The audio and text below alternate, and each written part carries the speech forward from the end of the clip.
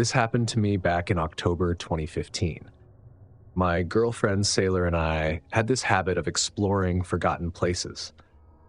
It wasn't that we were adrenaline junkies or anything, but there was something about abandoned buildings, that eerie stillness and sense of lost time that pulled us in. The thrill of walking into a place that had been untouched for years, maybe even decades, gave us a weird sense of excitement.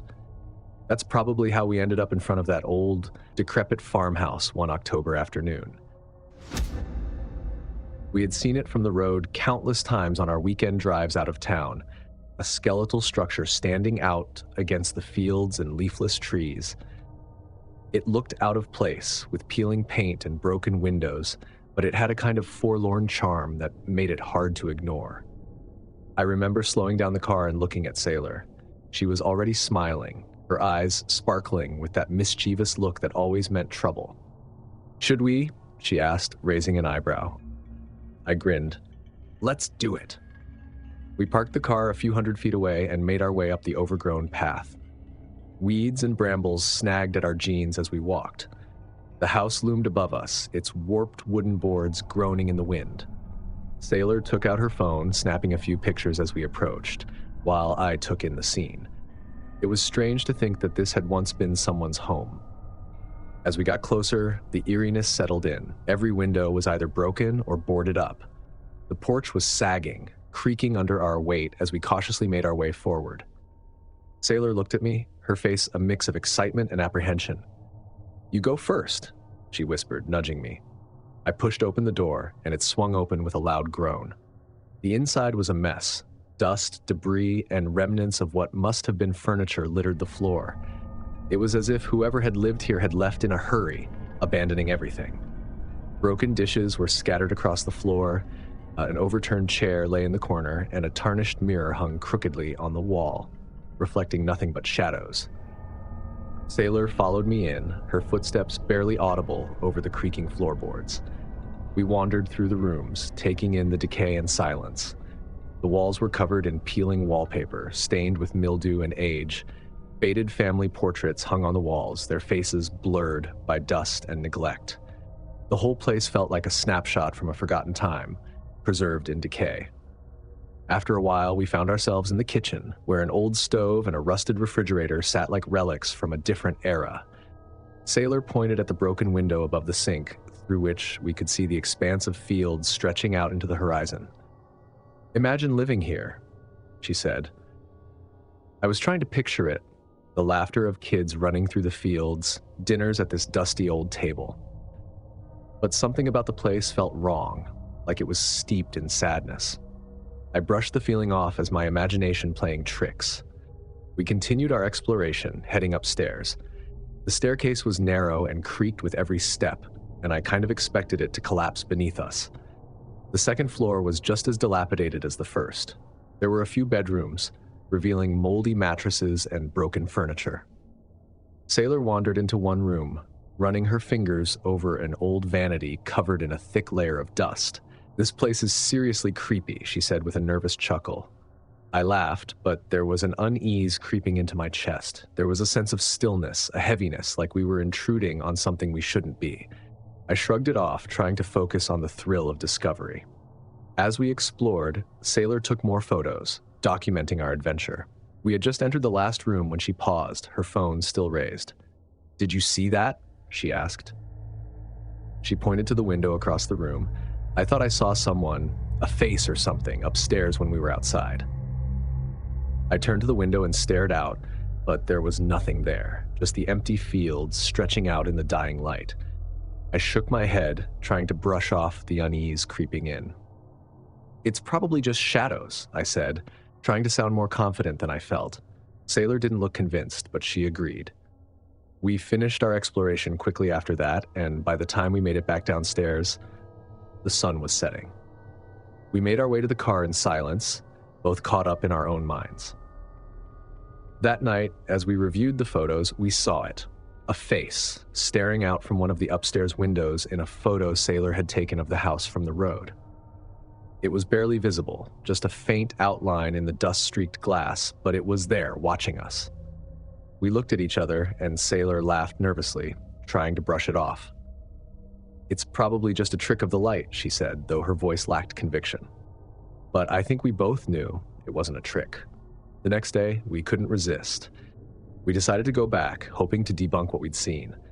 It was daylight this time, and the house didn't seem quite as menacing. But as we approached, I couldn't shake the feeling that we were being watched. The face in the window kept creeping into my thoughts. We walked up to the front door.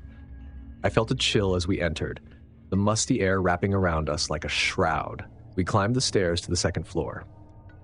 We went straight to the room where we'd seen the face, but it was empty, just as decayed and abandoned as before. The window was cracked and dusty, and as I looked out, I couldn't shake the feeling that someone had been watching us from this very spot. Then, Sailor gasped, grabbing my arm. "Look!" She pointed at the floor by the window. There, in the dust, was a single set of footprints leading to the window and back toward the door. They were fresh, the dust disturbed as if someone had stood there watching and then turned away. We stood there, frozen, staring at the footprints in disbelief. Sailor took a step back. "We should go," she whispered. I agreed, unable to take my eyes off the footprints. We hurried out of the room and made our way back to the stairs. But as we reached the top of the staircase, we heard a faint creak, like someone subtly moving on the floorboards behind us. We turned, but the hallway was empty. Without another word, we raced down the stairs. We kept walking straight to the front door without stopping. We didn't look back after that. We practically sprinted to the car, throwing ourselves inside and slamming the doors shut. As I started the engine, Sailor looked back at the house. "Did you see it?" she whispered.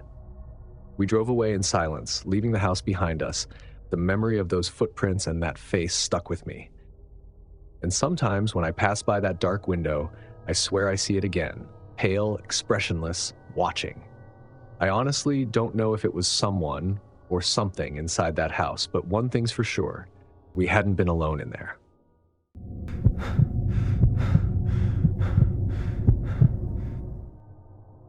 I was a nurse at a small town hospital, the kind of place where you're bound to bump into someone you know, whether it's a patient, a doctor, or a staff member on your shift.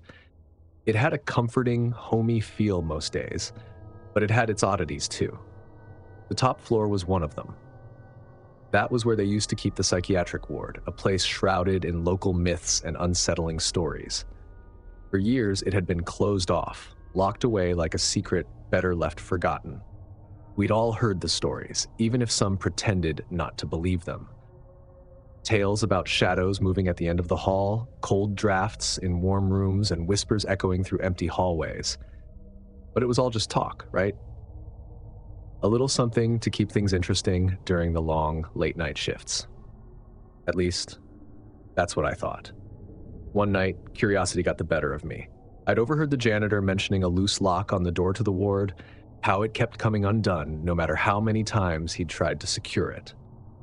It was a Friday night, and things were quiet, with most of the patients sleeping peacefully and nothing else to keep my mind busy.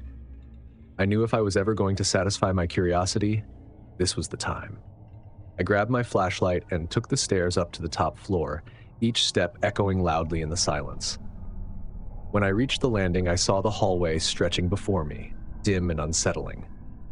The door to the psychiatric ward was closed, a sign reading "Ward Closed," hanging crookedly on the handle, like a final warning. I paused, feeling an unexpected tightness in my chest. My mind was already filling with images of the empty rooms and the patients who had once been here. This was where they had sent those who needed extra attention, people who were difficult, as the older nurses would say. I took a deep breath and pressed forward, convincing myself it was just a quick look, a chance to put the stories to rest once and for all.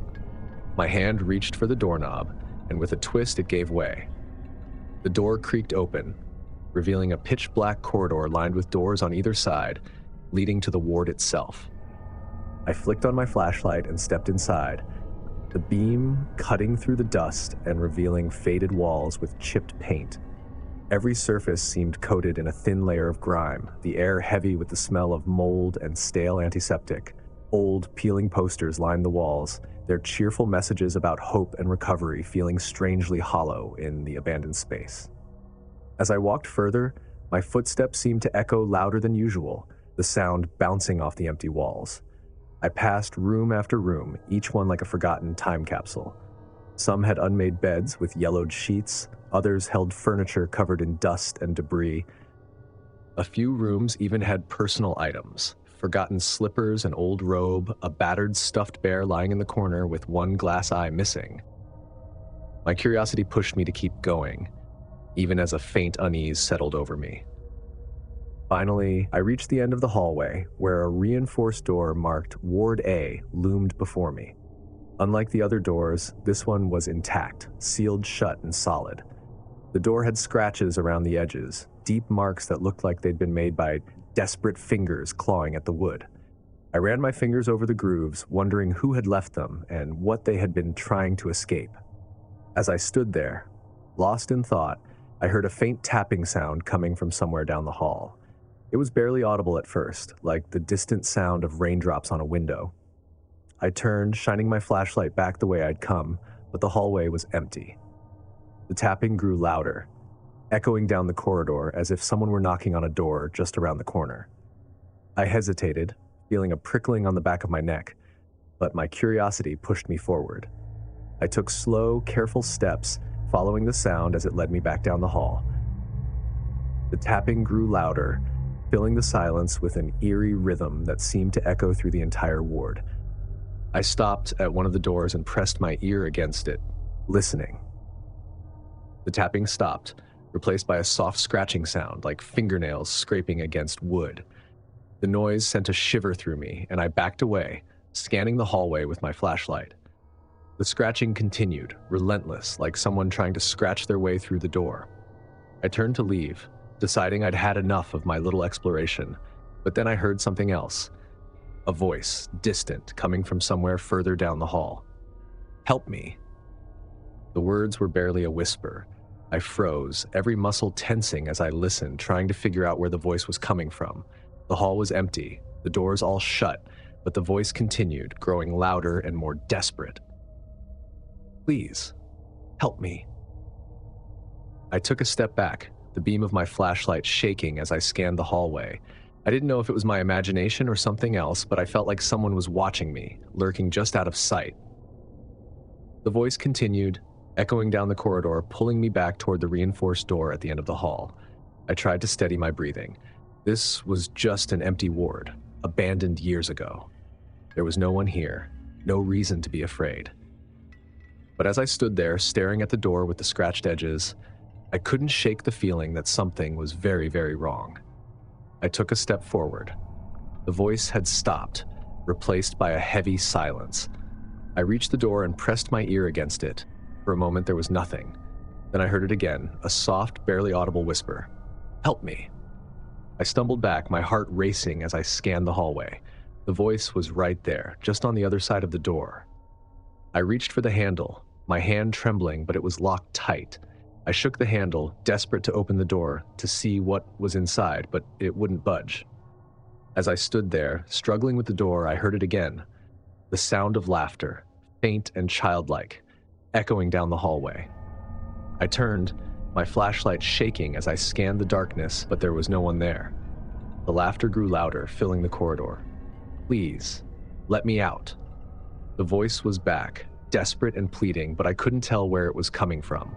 I backed away, my heart pounding as the laughter grew louder, mingling with the desperate cries. I felt like I was trapped in a nightmare, caught between two worlds, one of laughter, one of despair. I stumbled back down the hallway, trying to find my way out.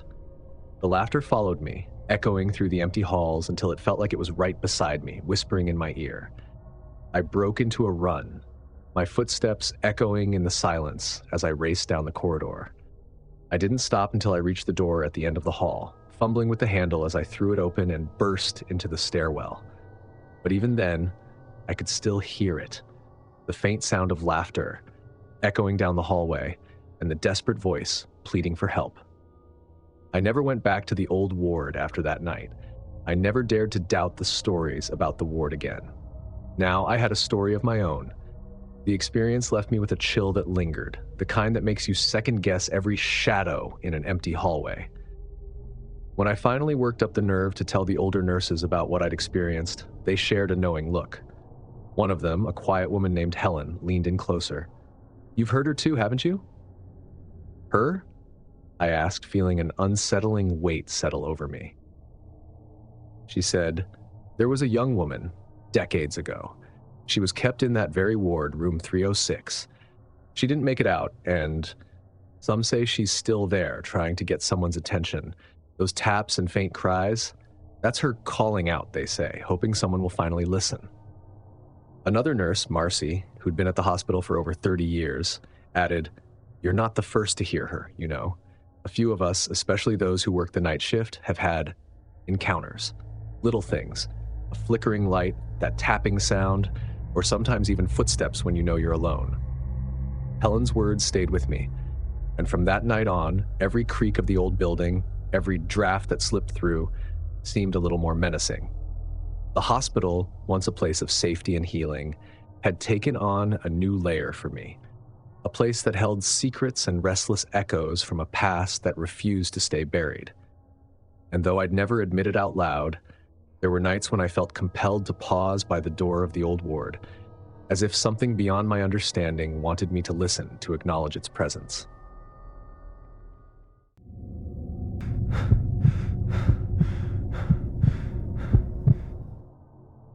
Abandoned places had always been a fascination of mine. So when my girlfriend Mia heard about this manor, an estate left to rot on the town's border, we couldn't resist checking it out. The house had its fair share of local legends, mostly about how it was abandoned after a tragedy, though no one could seem to agree on what happened. Some folks said a fire drove the owners out, others whispered about something darker, a murder, or maybe something worse. Mia's family had known about it for years, but no one dared to explore. That was all the motivation we needed. We pulled up the long, winding driveway at dusk. The place was massive, with vines of ivy weaving their way up the stone walls and broken windows. "Are you sure about this?" Mia asked as she cut the engine. She looked up at the house, her expression a mix of excitement and nerves. "Come on, we didn't come all this way just to chicken out now." She gave a shaky laugh, grabbing her camera from the back seat. "Right, it's just bigger than I expected." "Well, let's go meet the ghosts," I joked, opening my door. She rolled her eyes but followed, and together we made our way up to the front door. It hung slightly open, as if inviting us in. The wood warped from years of neglect. I pushed it open, and the creak echoed through the dark hallway inside. Mia clicked on her flashlight, sweeping it around the foyer. Dust motes floated in the beam, and the air smelled of mildew and something older. Something that made me think the stories we'd heard might have a little truth to them. "Guess no one's been here in a while?" Mia muttered, snapping a picture of the crumbling wallpaper. "Imagine what this place must have been like back in the day." "Probably full of life, music, parties," I said, picturing people in elegant clothes laughing and mingling in the rooms around us. But now it was just shadows and silence. We wandered through rooms, each one emptier and more decayed than the last. Faded portraits of stern-looking aristocrats lined the walls, their eyes seeming to follow us as we passed. Finally, we reached what looked like the ballroom. It was a massive room with a vaulted ceiling and a wall of grimy windows that let in just enough twilight to cast everything in a gloomy half-light. And there, in the center, sat a grand piano, its polished wood long faded and its keys yellowed by time. "That must be the famous piano," Mia whispered, approaching it like she was afraid it might spring to life. She ran her fingers along the keys, raising a cloud of dust. "Don't suppose you know how to play?" I teased. She smirked. "Only if you want me to play chopsticks." "Guess that's not happening then," I said, but I couldn't resist. I reached out and pressed one of the keys. A single hollow note echoed through the room, sending a strange, uneasy thrill through me. "Still in tune," I muttered, though I wasn't sure why that bothered me. Mia seemed equally unsettled, her gaze fixed on something on the piano. I followed her stare and saw a handprint, small, like a child's, smudged in the dust over the keys. "Did you do that?" Mia asked. "No," I replied. "It's probably just old dust that got disturbed or something." I didn't really believe it, but I was hoping she would. We both backed away, looking around as if expecting to see someone lurking in the shadows. "Let's keep moving," Mia suggested, already heading for the door. I couldn't have agreed faster. We turned to leave, but before we made it halfway across the room, a single deep note rang out from the piano behind us, echoing off the walls in the empty space. Mia grabbed my arm. "You're messing with me, right?" I shook my head, not trusting myself to speak. We turned slowly, both staring at the piano, but it was still. The keys were untouched, yet the sound lingered, hauntingly clear. I tried to laugh it off, forcing a smile. Maybe it's just the old wood settling or something. You know how old houses are. She didn't look convinced, but she nodded and we kept walking. We were almost to the door when Mia stopped, her flashlight fixed on the far end of the room. "Did you see that?" she whispered. "See what?" She pointed, her hand trembling. "By the door, I thought I saw someone standing there." I looked, squinting into the darkness, but there was nothing there, just shadows and the faint outline of the doorway. "Probably just your mind playing tricks," I said, though I wasn't so sure myself. Still, I put a hand on her shoulder, steering her toward the exit. "Come on, let's get out of here." But as we stepped into the hallway, I felt that strange feeling that's hard to describe, like someone was watching us. I looked back, and for a split second, I thought I saw a figure, a tall, thin silhouette standing by the piano. We made our way through the mansion in silence, neither of us daring to speak. The hallways seemed darker now, as if the house itself was pushing us out. Every step echoed louder than the last. "Do you think maybe this was a mistake?" Mia asked. I wanted to tell her no, that it was fine, that we were just scaring ourselves, but I couldn't bring myself to say it. "Let's just get to the car," I muttered, picking up the pace.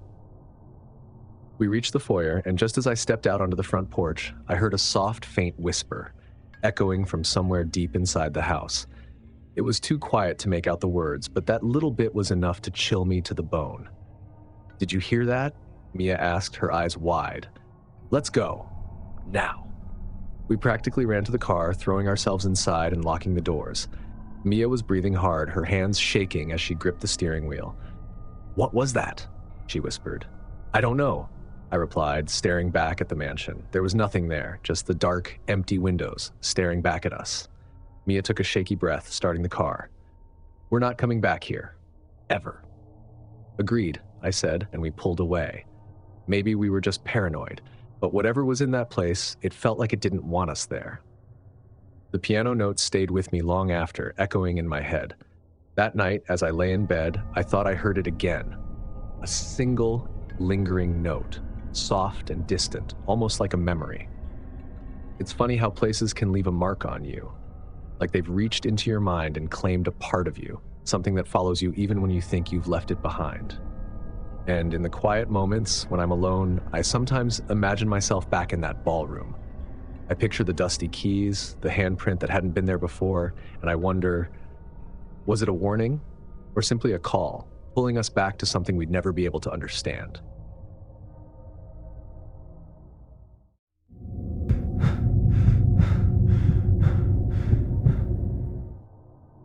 I'd driven past the old mansion hundreds of times, always wondering what stories its cracked walls could tell. Its grand but decaying structure peeked out from behind gnarled trees and a rusty gate.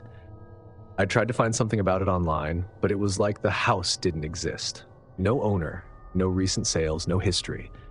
Just a shadowy outline that sat there. One rainy Friday night, after months of joking about going in, I finally convinced my friend Matt to join me. Matt was always up for a thrill, and his eagerness somehow made me feel braver. It wasn't about breaking in or vandalizing anything. We just wanted to look around, maybe spot a fragment of history. When we arrived, the sun had dipped below the horizon. The house loomed ahead of us, shadowed and silent. The gate let out a long, mournful creak as we pushed it open, sending a flock of crows scattering from a nearby tree. As we walked up to the house, I kept expecting someone to peer down at us from one of the windows. We reached the front steps, and the house seemed to swallow us in a silence so complete it felt like stepping into another world. I looked at Matt, who flashed me a reassuring grin before pushing open the heavy wooden door. Inside, the air was stale and heavy, carrying a faint, musty scent. Dust coated everything, giving the place a silvery, otherworldly quality, and sheets draped over the furniture made it feel like we'd stumbled into a tomb. "All right," Matt said. "Let's see what we're working with." We started exploring room by room, moving through the grand parlor, where a crystal chandelier hung precariously from the ceiling, its once glittering jewels dulled by dust. In the dining room, an ornate table stretched nearly the length of the room, each chair positioned perfectly, as though an invisible dinner party were about to begin. I tried to focus on my surroundings, but I couldn't shake the feeling that we weren't alone. My nerves prickled with each step, as if invisible eyes were watching. Then, as we moved into the hallway, my flashlight caught something in the corner of my eye. A figure, white and motionless, standing in the dimly lit room ahead. "Matt, do you see that?" I whispered, not daring to move. He nodded, squinting into the darkness. The figure was draped in a flowing white dress, and for a moment I thought it might just be a mannequin left behind by the previous owners. But there was something wrong with its posture, something unsettling about the way it stood, rigid and unnatural. We took a few tentative steps closer, trying to get a better look. But before we could get too close, the figure suddenly vanished, slipping out of sight around the corner. Matt looked at me. "Did you see that?" My gut was practically begging me to leave, but curiosity held me in place. We hurried to the next room, searching for any sign of the figure. The air felt colder here. Just as we were about to give up, a soft giggle echoed through the hallway, faint but unmistakable. It sounded childlike, almost playful, and it seemed to come from the next room. "Hello?" Matt called out, his voice wavering. "Is someone there?" Silence. I could feel my skin prickling. We moved down a narrow corridor. It led to a sweeping staircase which spiraled up into the darkness. At the top of the stairs, I thought I saw the flash of white fabric disappear around a corner. "Let's check upstairs," Matt suggested, though his voice sounded less certain than before. We climbed the staircase, the wood creaking underfoot. I couldn't help but look over my shoulder every few seconds. When we reached the top, we found ourselves in a long hallway lined with doors, each one slightly ajar, as if waiting for us. Matt pointed to a door at the end of the hall, the only one that was closed. "Let's check that one." As we passed each door, I felt an overwhelming urge to look inside, but something held me back, an instinct warning me to keep moving. The door at the end of the hall was larger than the others, with a tarnished brass handle and faded letters spelling out "Nursery." Matt shot me a nervous grin. "Well, this should be interesting." He pushed the door open, and we stepped inside. The room was empty, save for a rocking chair by the window. Dust motes floated in the air, catching the dim light from the window. But there on the floor were fresh footprints, leading from the rocking chair to the door. I backed away. "Matt, we need to leave, man." He didn't argue this time. As we turned to go, I caught a glimpse of movement in the doorway, a figure in white, standing perfectly still, her face hidden by a veil of dark hair.